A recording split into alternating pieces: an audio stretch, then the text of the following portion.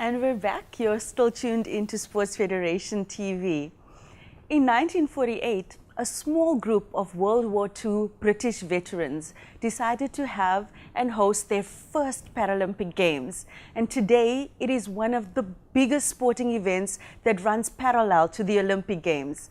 Our guest now is Reinhardt, who is a gold medalist from Rio 2016. Welcome, Reinhardt. Hi, thanks for having me. So you shot to fame in 2016. What does that feel like, winning a gold medal? You know, it's one thing talking about winning a gold medal. It's a whole nother ball game going out there and actually winning it. For me, it's just 10 years of hard work, of sacrifice, training hard, never giving up on a dream, and it paid off with a gold medal in Rio. What was the road like to Rio for you? Yeah, the road to Rio was initially very, very good. And then, training was going well, preparations was going smoothly. And then on the 8th of March, my dad passed away. And things became very difficult, emotionally, mentally, to try and get back into training, and my focus just went out the door. Luckily my club looked after me. They managed to get me a sports psychologist, and the rest is history. I'll come back with a gold medal. Sure. So javelin is a relatively smaller sport compared to the big names out there. How did you get involved with this sport specifically? Yeah, so I actually started my career in 2003 at Vista Nova Primary School, and it was just one of those physical education sports that you had to do at school, the PC sport. And so my speech therapist, Delia too, actually said, listen, let's pick up a javelin, a shot put, a discus, see what happens. And I threw the javelin out of the school grounds, literally. Oh. And from there, it's just been javelin since 2003. So since you were in primary school then? Yeah. Okay. And you compete in a specific category. Yes. Can you tell us a little bit more about that category? Yeah, so from 2003 to 2013, my category was a F37, the F meaning field, and the 37 is for the cerebral palsy class. And then I did my javelin at the Nedbank National Championships, and my class was changed to a 38, which is, in very easy terms, it's basically normal. It's a very mild cerebral palsy. Any class higher than that would be meaning that I'll be outclassed, which means I'm not disabled enough to compete in the Paralympics. So I've been a F38 since 2013, and I think it was a real blessing in disguise for me to move up a class.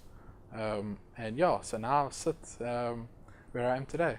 That's very interesting, though, the way they classify it. And so on what basis then was your classification changed? Was it on your performance? No. So what happens is every now and again, the International Paralympic Committee will sit with the classification system, and they will review it, and then they might make one or two changes in the rules depending on what class they're looking at.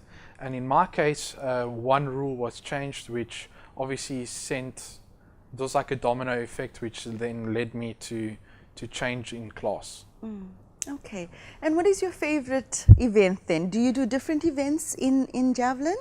Yeah, so I do javelin and shot put. So currently, besides the gold medal from Rio, I am the two-time world champion. And I have a silver medal from the 2015 World Championships in shot put. Okay, so does shot put, javelin and discus fall in the same sport? Yes. Okay, and you compete in all three? So I competed in all three up until 2014, and let's call it retired from discus in 2014 in Sao Paulo, Brazil. Okay, and how do you prepare then for these different sports, because they are different sports? Yeah, no, essentially. They different sporting, let's call it codes, sporting events, and the techniques and training methods to javelin and shot put are completely different. Shot put is very much a strength and speed event, where javelin is strength, speed, and technique, and it's a very demanding event, javelin. So it takes a lot on your body. You got to get into some odd positions to really get the javelin out. But definitely javelin is my favorite. Are you a professional athlete? Are you training full time? Yes, so I actually resigned from my job in 2014 because the schedule for me, for training, for traveling, just got too much for the company I was working for. And I've been blessed to be part of SASCOC's OPEX program since the 1st of October 2013. So it's allowed me to become a professional athlete. So yeah, javelin athletics is my job, and I get to do it full time. Was Rio your first experience at an Olympic Games? Yeah, so Rio was my first Paralympic Games.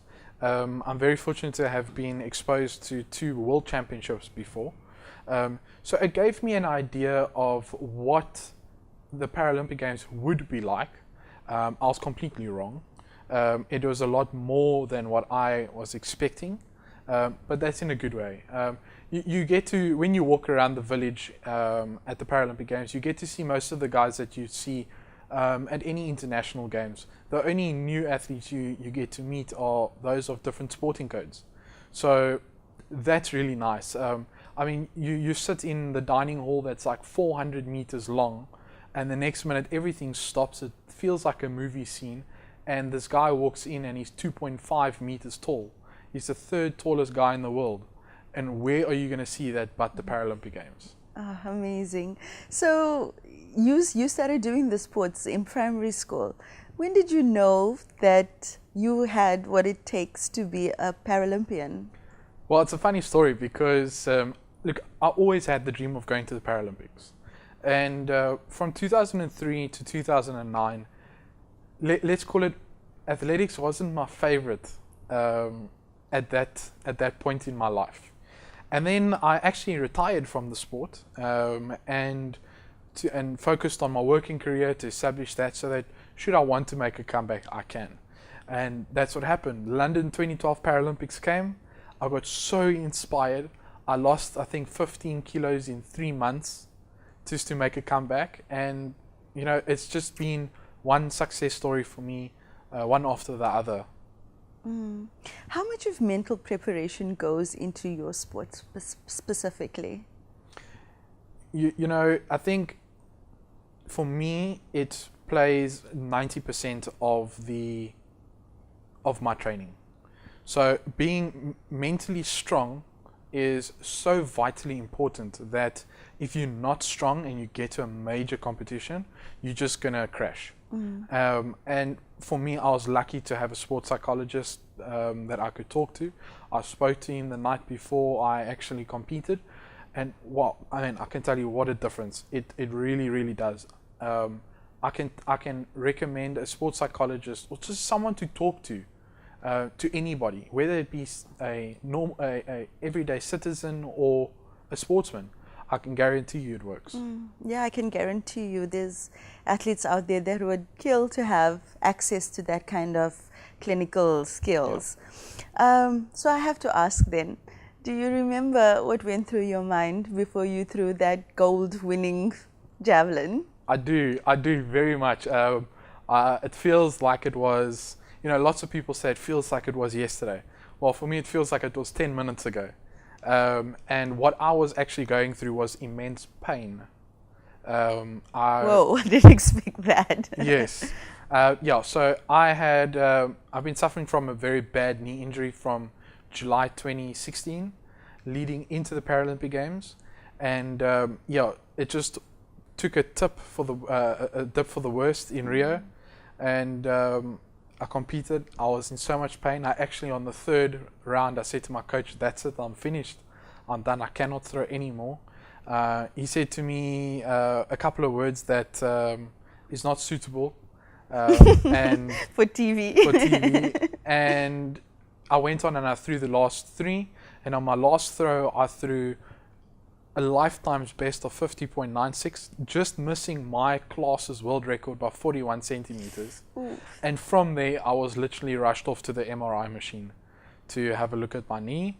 And since then, I've had surgery, and I'm now in better shape than I was for Rio.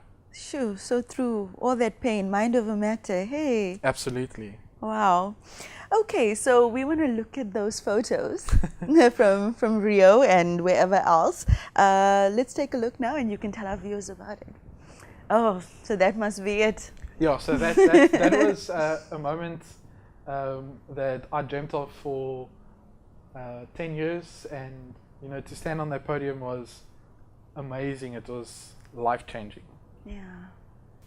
Yeah, so that is pure joy. I'm not too sure if that was my third throw or last throw, but that was so much effort and hard work to actually get that out with a knee that was basically bust. Yeah, sure. So winning a gold medal, I mean, besides the fact that you've won a gold medal, what does it mean for you in terms of your benefits now as an athlete for those aspiring gold medalists out there?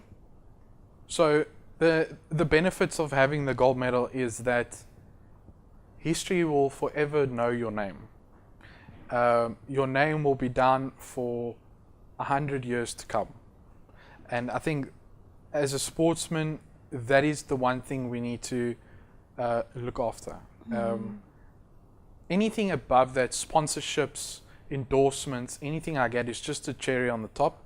As a para-athlete, it is extremely rare to come across that someone sponsors you. And that is mainly due to the lack of coverage we get.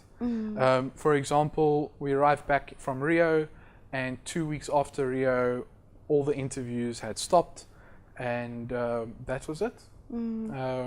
Life moves on, or life carries on when it comes to things like that. So once you've won a medal at a major championships, it shouldn't be your one and only goal. It should now make you want to have 20, 30 goals that you can try and achieve. And for me, my next big goal is Tokyo 2020, hopefully between Berlin or Los Angeles 2024, and whichever's after that, until I cannot anymore. Javelin is and shot put. They're amazing sports. One can't help but invoke like pictures or images of Greek mythology and Greek gods, and because it dates that far back. Those are ancient sports. Hey. Yeah, no, definitely. I can still remember, obviously with lots of research and stuff like that. I mean, we had there was a javelin thrower, Uwe Hohn from Germany, who threw a world record of 104 meters. And then the javelin specs had changed. And I think we're reaching that point again where people are being able to throw major distances where it will actually mean a change in world sport. Yeah. So besides the whole gold medal thing, you also have other goals, and you're an aspiring photographer, I hear. I am, yes. I think the love for photography started in 2014 on a trip. For competition, and ever since then it's just been, the love for photography grew and grew and grew, and lots of people say lots of sports photographers do lots of sports. I like to specialize in parasport, mainly because we don't get the coverage that I think we deserve. So if I can, do something to get pictures out there that will last a lifetime, why not? And then the next big picture will be you and the gold at Tokyo. Exactly. From what I understand, it would be pure gold. The first time since the first Olympic Games, all that many years ago. Wow. Wow, definitely something to vie for. Exactly, yes. Okay, thank you, Reinhardt. Thank you. You're phenomenal, and we're proud of you, and well done for also promoting the sport, because you also involved with administration as well for sports for disabilities. Hey. Yes, that's correct. Yeah. So I run the social media side and the website, and that's just my way of giving back. I looked at, how can I give back in a real meaningful way besides coaching? And for me, it is social media and just putting the word out there. Okay, good luck to you in everything that you do. Thank you so much. Okay, so remember, for your chance to win that case of assorted Bashus, Cape Town's favorite cool drink, please SMS Bashus to 33090. Congratulations to last week's winner, Ricardo Anders, who won the case of Bashus. After the break, we'll be back with a phenomenal athlete from cycling. Don't go anywhere.